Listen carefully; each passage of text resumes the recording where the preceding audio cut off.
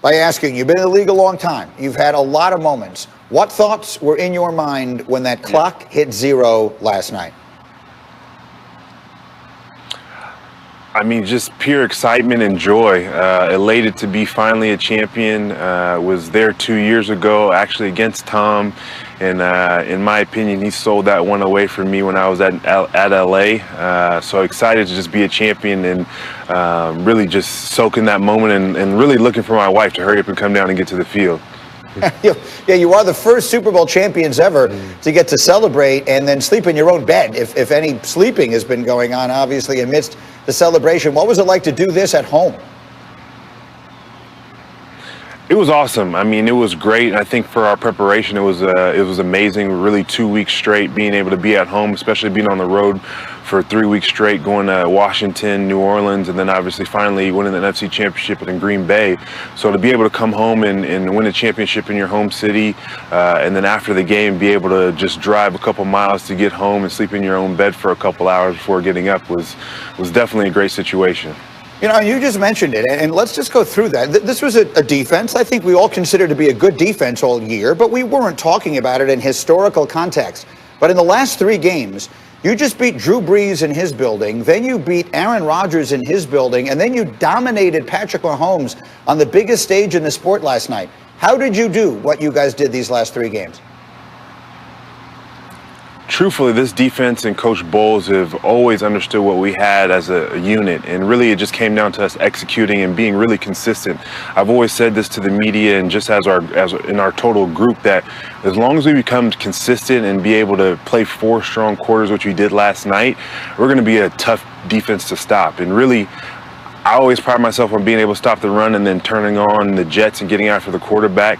And really our secondary did an amazing job to shut down their receivers.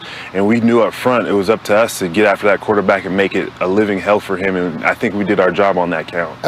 I would say so. That's as good a way to put it. He was under siege. He was running for his life. It was, to use your words, a living hell. Give us the game plan. Now it's behind us. What was the game plan going into last night to get all that pressure on Patrick Mahomes?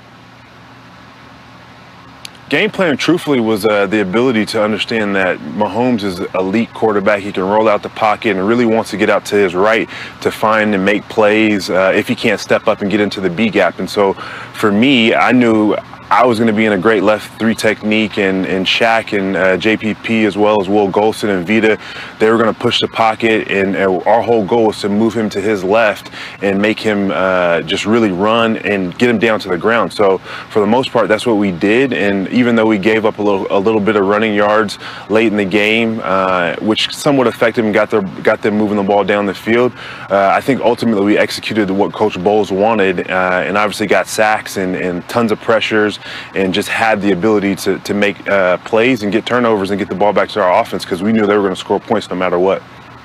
And so let's leave it by talking about your quarterback. He obviously played great last night and had a very good year on the field. But beyond his play, how would you describe the impact that Tom Brady had on this football team this season? His competitive edge and just truthfully his way he approaches the game. And I think ultimately, I know he got me really hyped up before the game in his pregame speech to us. And he doesn't always speak, and I think he wanted to be reserved and choose the right time going into this game, and just said to the entire group that you win this game, you're going to be honored for your life, and your family's going to be honored for the rest of your life. And especially winning at home, this team deserves to be honored for the rest of our lives and continue to be very proud of what we were able to accomplish last night. Listen, and Dominican, you've been around a long time, and here it is. What a crowning moment for you in your career. Congratulations. Thank you for waking up for this, getting up on about 90 minutes sleep. I appreciate it. Enjoy this celebration, and we'll see you down the road. Well done. Yes, sir. I appreciate it. Always good to talk to you. All right, that's Ndamukong Suh, and we appreciate him being with us. Coming up, Shefty says the Eagles are deeply exploring trading Carson Wentz. Where and when?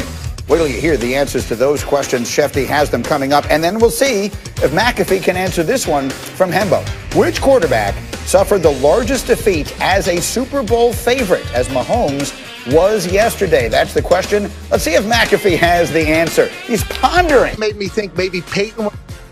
Seattle, but I'm going to go with, because he put Pro Football Championship in there, which put me in a complete blender, out of the University of Georgia. This Asbury Tarkenton is the answer that we're looking for here. You talked yourself out of the right one. It was Super Bowl 55 will be underway. Pass to Gronkowski. He's going to score a touchdown. Rob Gronkowski's got 2 today. Big time pressure on Mahomes. Antonio Brown dives low to make this catch. The Chiefs try to regroup. They are down 21-6 at halftime. To the 20, 15, 10, 5. Touchdown, Tampa Bay. There's nothing the Chiefs can do. There will be no repeat. Bucs win the Super Bowl. Tom Brady, you are the man. You are the GOAT, the greatest of all time. Well, of that, there seems to be absolutely no question. We welcome those of you just joining us. Orlovsky, McAfee, and Ryan Clark are here. And Dan, you sent me a text. I want to get into this. You said that you've never seen an Andy Reid team as badly outcoached as they were last night. What did you see? Yeah, it's the most outclassing I've ever seen Andy Reid, Eric Bieniemy, Steve Spagnuolo. First of all, the Kansas City Chiefs offense, we knew what the issues were going to be going into the game, right? We knew the offensive line was decimated and they were playing against a good defense. They never had a plan for when Tampa Bay got into overload. When I say overload, they took Vita Vea, Jason Pierre-Paul, and Sue and put them on one side of the line of scrimmage. They never had a plan for how to block that really well. They never had a plan to try and create Tyreek Hill in one-on-one or Travis Kelce in one-on-one. I mean, Tyreek Hill never had single coverage. They never moved those guys around well enough. You know, Tampa Bay played in so much too high safety coverage.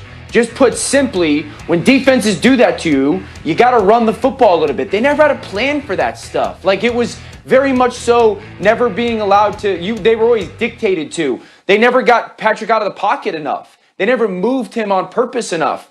And then Spags, defensively, there was never any moment where they max dropped. You know, we always talked about, like, you know, trying to defend Tom Brady. They never dropped 8 into coverage. It was always, hey, everybody on the outside play one-on-one.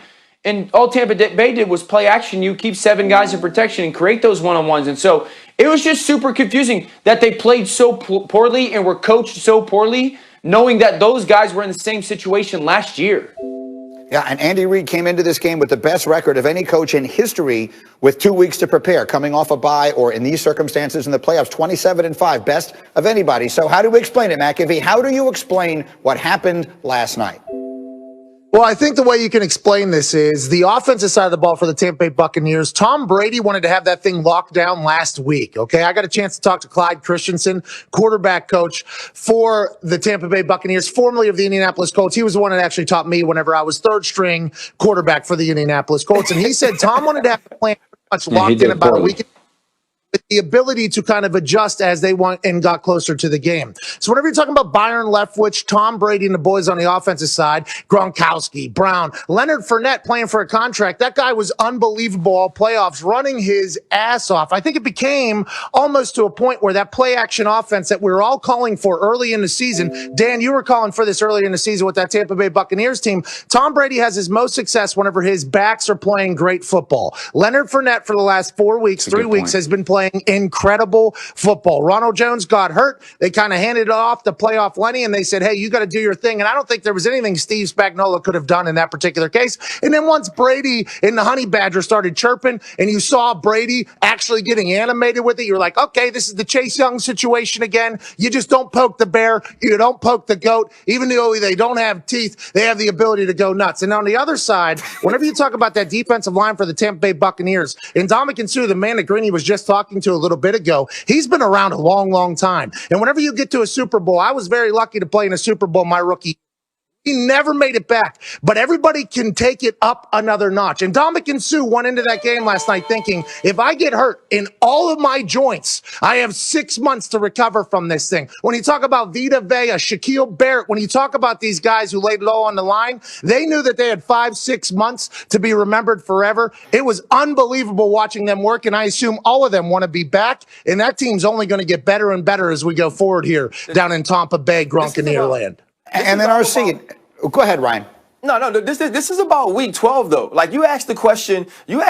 How can you get out coach? These two teams played. If you're the Kansas City Chiefs and Tyreek Hill goes for 2 bills in the first quarter, you feel like that works. You think that's the way to go. Why do I need to change anything? But if you're Tampa Bay and you see that, you understand that something has to be different, right? And if you're the Kansas City Chiefs and you blitz Tom Brady and he threw 2 interceptions and he was throwing the football into the stands early on in the game, you say, you know what? We're going to come back and do the same thing. But if you're the Tampa Bay Buccaneers, you say, we did beat them with the play action pass. We did get the run game going a little bit. And so you come into this game with different perspective. These two teams saw each other and one felt good about who they were, and the other didn't. And the team that didn't change that. And when they change that, they go on this unprecedented run, and it culminates with you seeing the same team that changed you. That's a really good point. These teams played each other twice. The Buccaneers were the better team, 7 out of 8 quarters, and that's what winds up showing.